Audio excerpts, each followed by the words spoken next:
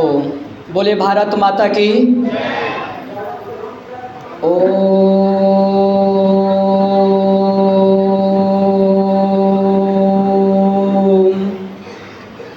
गुरु परमेश्वर गुरु ही प्यारे, गुरु ही पार लगावन हारे, गुरु बिन कौन जगत से टारे, ज्ञान रूप गुरुदेव हमारे। भाई बहनों, मित्रों, विद्यार्थियों, जिसके जीवन में ज्ञान गुरु से उतरता चला गया वह व्यक्ति साधारण नहीं रहा। और आज जो आप लोग यहाँ आए हैं, साधारण में असाधारण कौन है, अपने को पहचानने के लिए आए हैं। ज्ञान क्या करता है, शिक्षा क्या करता है, विद्या क्या करता है, सबसे पहले अपने आप से परिचय करा देता है।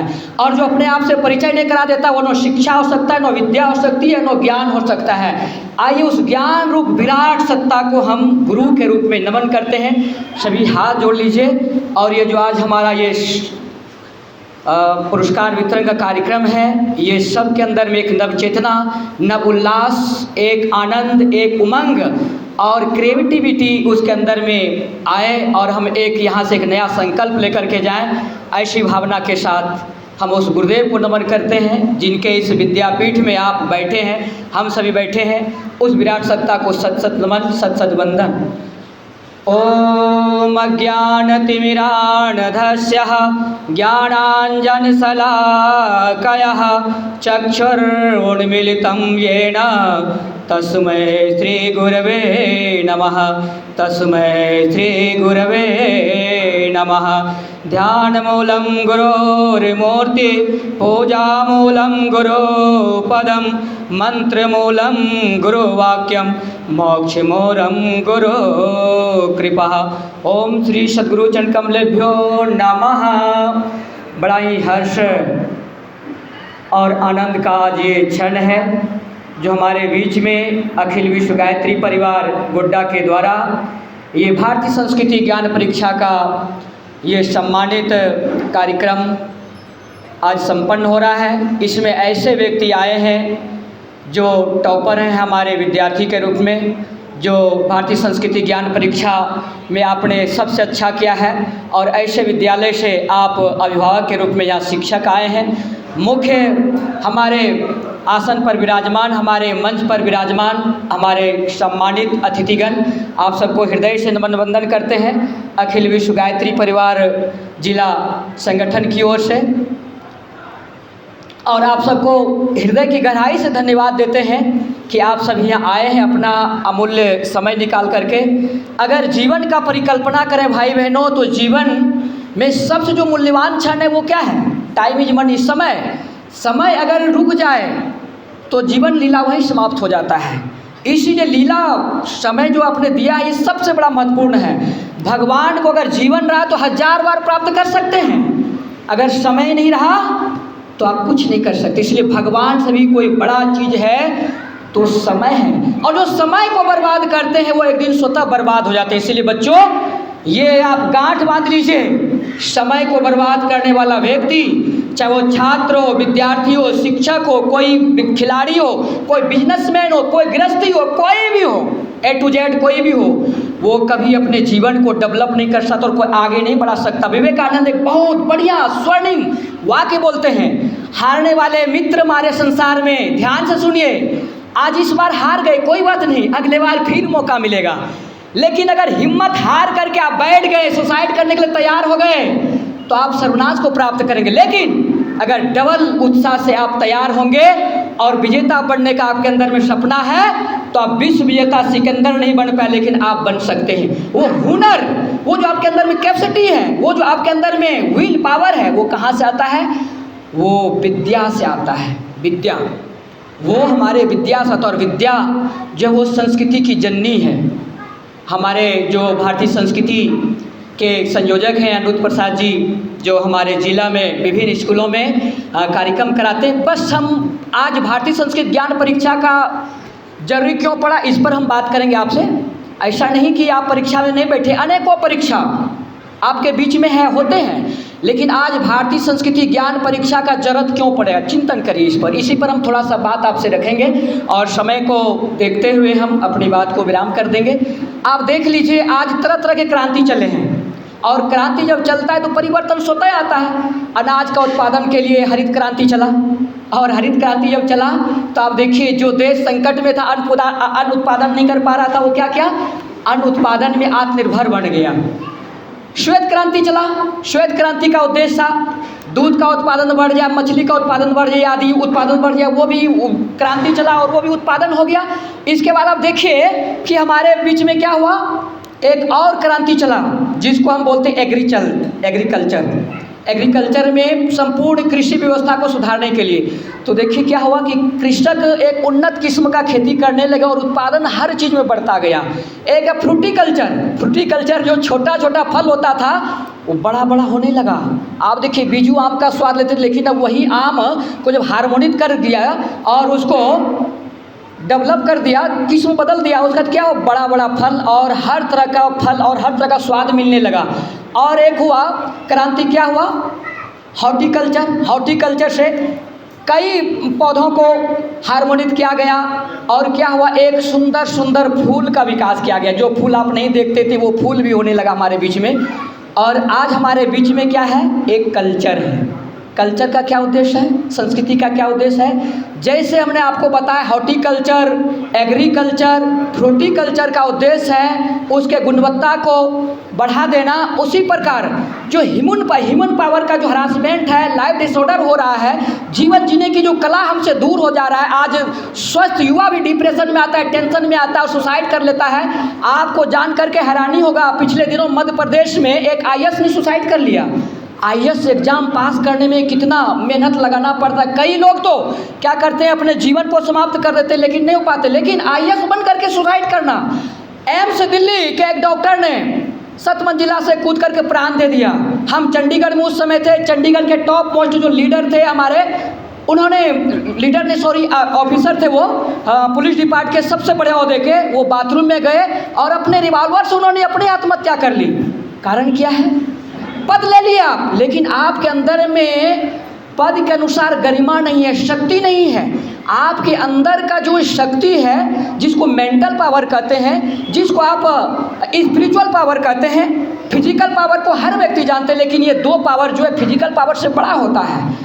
आपको एक छोटी सी हम कहानी सुनाते हैं। एक लकड़हारा था, वो लकड़ी काटने का काम करता था और वो काम खोज रहा था। तो एक सेठ के पास गया, कहा कि हमें साहब काम मिलेगा? कहा हाँ ज़रूर मिलेगा। कहा क्या काम मिलेगा? कल लकड़ी काटने का काम आप करते हैं, लकड़ी काटने का काम मिल जाएगा। तो पहला दिन जब उन्होंने काम किया तो पहला दिन क्या मिला उसको, एक दिन में एक लकड़हारे ने, एक मजदूर ने 10 क्विंटल लकड़ी काट दिया। दूसरे दिन उसी को फिर बुलाया तो दूसरे दिन 8 कुंटल काटा। तीसरे दिन फिर बुलाया तो तीसरे दिन क्या किया, उन्होंने 6 कुंटल काटा। चौथे दिन जब बुलाया तो चौथे दिन उन्होंने मात्र 4 कुंटल काटा। और जब 4 दिन का उन्होंने कहा कि हमको दे दीजिए मेहनताना, तो कहा कि भाई पहले तो तुमने 10 कुंटल काटा, 8 कुंटल, फिर 4, 6, फिर 4 पर कैसे आ गया? कहा हम तो देखिए उतना ही मेहनत करते साहब, सिर्फ हम ब्रेकफास्ट का, लंच का समय लेते हैं और तुम मेहनत करते रहते हैं। एक व्यक्ति को उन्होंने बुलाया, कहा क्या बात है बताइए? कहा देखिए इन्होंने मेहनत तो सब चीज़ ठीक किया है, लेकिन कारण क्या है, इनका जो लकड़ी काटने वाला का जो कुल्हाड़ी था, पहला दिन उसमें पूरा धार था और उस दिन जब इन्होंने काटा तो 10 कुंटल काट लिया। दूसरे दिन इन्होंने धार दिया ही नहीं कुल्हाड़ी में, तो क्या हुआ, बल उतना लगाया लेकिन इसका सफलता उसको उस दर से नहीं मिला और 8 कुंटल आ गया। फिर तीसरे दिन उन्होंने धार नहीं दिया कुल्हाड़ी में और क्या किया, काटना शुरू कर दिया तो 6 कुंटल पार गया और चौथे दिन तो एकदम आधा से भी कम हो गया। अगर ये कुल्हाड़ी में धार दे करके लकड़हारा आता तो ये जीवन को और अच्छा से मेहनत करके और आपको ज़्यादा ये उपलब्धि प्राप्त कर सकता था, लेकिन ऐसा नहीं कर पाया। तो भाई बहनों क्या होता है, हम मेहनत उतना ही कर रहे हैं लेकिन हम सफलता जिस स्तर से हमको मिलना चाहिए नहीं मिल पा रहा है। आज पूरे विश्व का अगर माहौल देखें, एक देश दूसरे देश पर आक्रमण करना चाहता है, क्यों? उसके पास साधन है, उसके पास सामग्री, उसके पास सब चीज़ है, लेकिन मारना क्यों चाहता है? सहयोग करना क्यों नहीं चाहता? परोपकार करना क्यों नहीं चाहता है? एक दूसरे का मिलजुल करके विकास करना क्यों नहीं चाहता है? इसलिए नहीं करना चाहता है मित्रों, आज पूरे संसार में जो एजुकेशन के नाम पर, शिक्षा के नाम पर जो आपको विद्या दी जाती है, वो हकीकत में विद्या है नहीं। आप 1835 के एक भाषण को सुनिए, जो एक इंग्लैंड से आए थे एक विचारक और इस देश में भ्रमण कर रहा था भारत में, कि भारत एक ऐसा देश है वहाँ कोई चोर नहीं मिलेगा, कोई आलसी नहीं मिलेगा, कोई नशेड़ी नहीं मिलेगा, कोई भंगड़ी नहीं मिलेगा, कोई बेरोजगारी नहीं मिलेगा, कोई बेरोजगार नहीं है, एक उन्नत देश वो भारत देश है। कारण क्या है? वो व्यक्ति आया, उसका नाम क्या था? Lord Macaulay. लॉर्ड मैकाले जब आया तो उन्होंने 1835 में अपने सांसद भवन में भाषण दिया था, अगर भारत को विकास से रोकना और उस पर कब्जा करना है, गुलाम उसको बनाना है, तो वहाँ का जो शिक्षा पद्धति उसको बदलना पड़ेगा। क्योंकि वो जो शिक्षा पद्धति है वो मैन मेकिंग का है, वो आदमी बनाना जानता है, आदमी को बड़ा आदमी बना देता है, मानव को महामानव बना देता है, उसके अंदर में कैपेसिटी है, इसीलिए उसके शिक्षा पद्धति को बदल दो। और मित्रों, आज जो हमारे आपके बीच में भारतीय संस्कृति ज्ञान परीक्षा लेकर के हमारे कार्यकर्ता जाते हैं, भारतीय संस्कृति के संभाग बन करके इसलिए जाते हैं कि लॉर्ड मैकाले का अगर शिक्षा पद्धति हम नहीं पढ़ते, स्वार्थी वाला नहीं पढ़ते शिक्षा, बेरोजगारी वाला शिक्षा नहीं पढ़ते, तो आज भारतीय संस्कृति का अलग से परीक्षा दिलाना हमको नहीं पड़ता मित्रों। इसीलिए भारतीय संस्कृति का एग्जाम दिलाना पड़ रहा है कि जो भारतीय संस्कृति का जो निर्माता था, जो विद्या था, जो ज्ञान था, जो हमारे अंदर में वो विशेष गुण देता था और मानव से महामानव बना देता, जिसका उदाहरण है। आप देखिए, डिग्री कोई बड़ा चीज़ नहीं होता है। आप कबीरदास को देखिए, कितने पढ़े लिखे हैं बताइए, और आपको विश्वास दिलाते हैं उसके शास्त्रों पर 50,000 से ज़्यादा लोगों ने PhD कर लिया।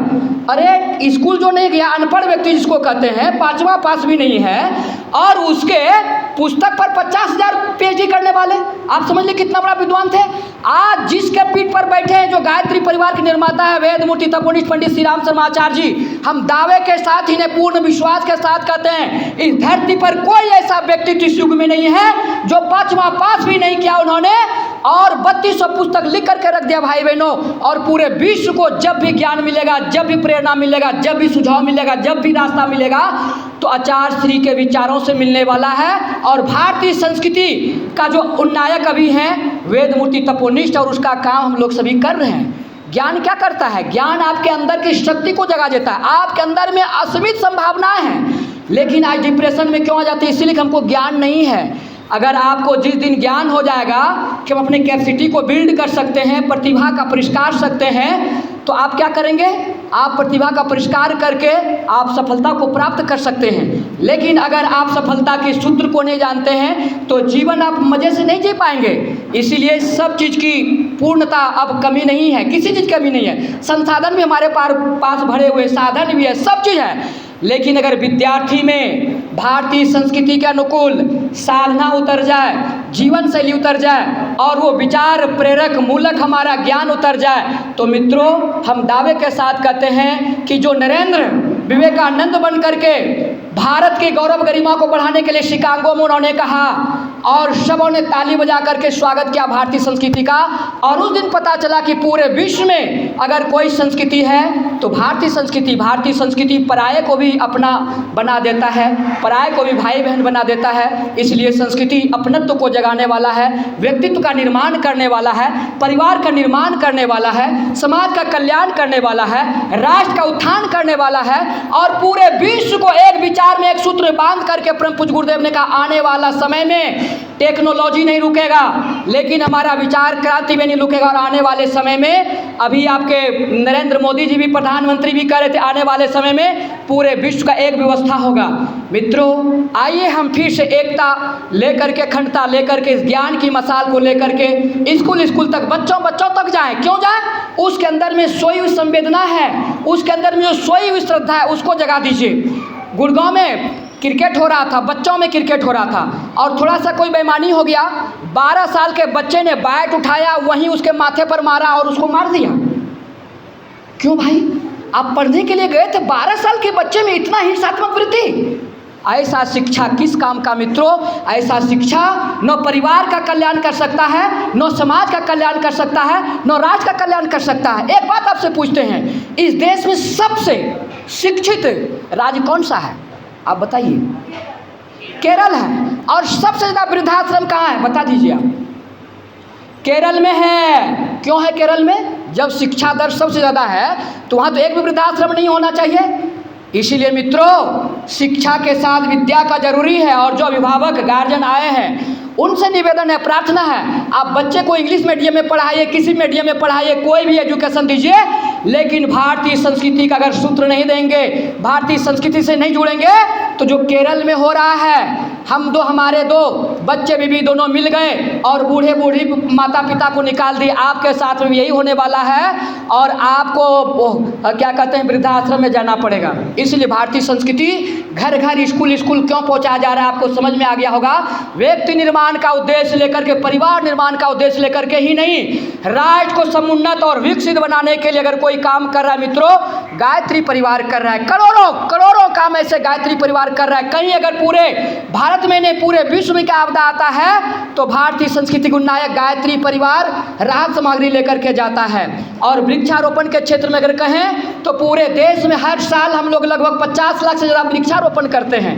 यहाँ से हम लोग वृक्षारोपण ये अभियान चलाते हैं स्कूलों में, कॉलेजों में। हमारे बीच में यहाँ बैठी हुई हैं हमारे माननीय इंदिरा तिवारी जी। उस समय आप आचार्य के रूप में काम कर रहे थे, वहाँ हम लोग 200 पौधा लगाए, लगभग 50 पौधा जीवित है और बढ़ गया है।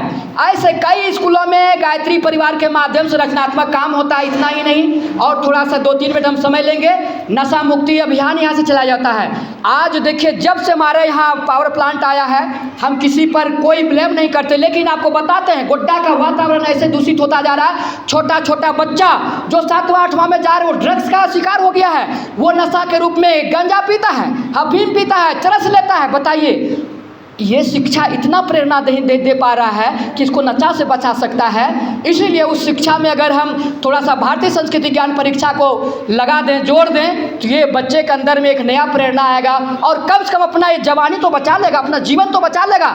और जो बच्चे रहेंगे वो एक बहुत बढ़िया जीवन जिएंगे। कोई दिक्कत नहीं है, आप टीचर नहीं बन पाए कोई दिक्कत नहीं, पुलिस नहीं बन पाए कोई दिक्कत नहीं, लीडर नहीं बन पाए कोई दिक्कत, साइंटिस्ट नहीं बन पाए कोई दिक्कत नहीं। आप अगर इंसान बन जाएंगे मित्रों, आप जो भी बन पाए उसमें आप खुश रहेंगे। इसलिए आपसे निवेदन है कि यहाँ से महामानव गढ़ने का जो सूत्र है भारतीय संस्कृति ज्ञान परीक्षा के माध्यम से दिया जाता है। और आप सभी बड़े सौभाग्यशाली हैं जो इन पंक्तियों में आपको जगह मिला है कि आपने टॉपर किया है अपने स्कूल में या इस जिला में। कई लोग हैं, तो आप सबको हम वेद मूर्ति तपोनिष्ठ पंडित श्री राम शर्मा आचार्य जी के तरफ से लाख लाख धन्यवाद और आशीर्वाद देते हैं अपने प्रतिभा को बढ़ाने के लिए। मित्रों, एक बात अंत में कहना चाहेंगे, बहुत सारे इसमें ऐसे बच्चे हैं पढ़ने में मन नहीं लगता है, कोई बात नहीं, आप पढ़ते रहिए। आधा घंटा के बाद 1 घंटा के बाद पढ़ने में मन लगने लगेगा और जब आप डुबकी लगाएंगे तो पढ़ते पढ़ते पढ़ते पढ़ते आप सबसे बढ़िया पढ़ाकू हो जाएंगे। जो बराबर आप काम करते हैं, करत करत अभ्यास से जड़ मत हो सुजान, रसियावत जात से सिल पर पड़िंदा निशान, ऐसा व्यक्तित्व आपका बन जाएगा जब कठोर मेहनत करेंगे, कठोर परिश्रम करेंगे। और चमत्कार शब्द कहीं नहीं है, भारत के डिक्शनरी में बिना मेहनत का कोई चमत्कार नहीं है। कालिदास ने भी स्वाध्याय किया था, न उसको सरस्वती माता वरदान दिए थे, न काली माता वरदान दिए थे। मूर्ख कालिदास भी विद्वान बना तो वो पढ़ करके बना था, इस बात को लिख लीजिए। इसलिए जब पढ़ेंगे तो आपके अंदर में सरस्वती माता का विद्या उतरेगी और आप महान बनते हुए चले आएंगे। आइए इसी कामना भावना के साथ आपको हम उज्जवल भविष्य की कामना और भावना के साथ हम अपनी वाणी को विराम देते हैं। आप सबका जीवन मंगलमय हो और उज्जवल भविष्य की और आप अग्रसर हो। यहाँ आए हुए हमारे सभी हम कार्यकर्ता बंधुओं को, सभी मित्रगणों को, सभी विद्यार्थियों को और सभी शिक्षक गणों को हृदय से लाख लाख शुक्रिया, धन्यवाद। ओम शांति समाप्ति।